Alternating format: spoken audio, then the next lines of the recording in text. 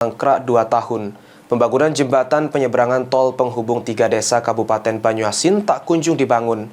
Warga khawatir keselamatan para pengendara saat melintasi jembatan.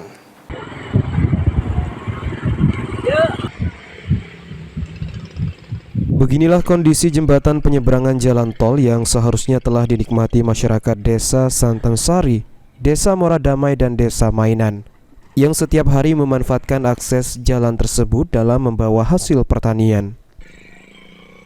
Terbengkalainya pembangunan jembatan penyeberangan terjadi hampir 2 tahun membuat masyarakat di 3 desa kesulitan melintas. Sementara penyelesaian pembangunan belum diketahui kapan dilakukan.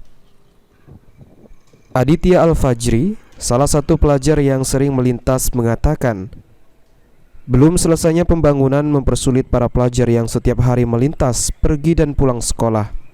Ketika musim hujan, jalan menjadi licin dan dikhawatirkan bisa membuat celaka para pengendara. Tahun lebih, setahun lebih. Apa masalahnya? kurang tahu Pak. Terus yang ngasih kayu untuk jembatan supaya motor bisa lewat siapa? Warga sini Pak. Warga ya? Iya. Macam mana nih ya? Setiap hari kalian lewat kan di jalan ini dengan kondisi yang pakai jerambak kayu. Coba cerita kan? Susah Pak, kadang kan kalau jalan licin suka jatuh Pak. Terus?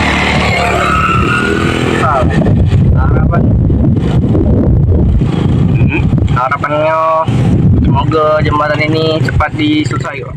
Selesailah itu. Sementara itu, Taharia, warga Desa Santansari, berharap agar pihak PT segera menyelesaikan pembangunan agar semua kendaraan bisa melintas serta semua pengendara bisa melalui jalan dengan aman. Selesailah itu. Cepat dilewati kendaraan mobil, motor kan. Tidak jalan mentok lagi jalan lah. Ini Pak, inisiatif siapa Pak? Dibuat kayu dengan papan. Di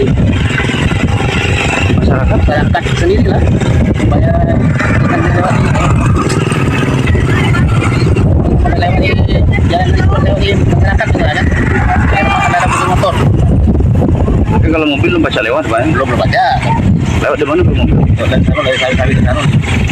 Bawah ya? Bawah. Ridho Ilahi, PAL TV.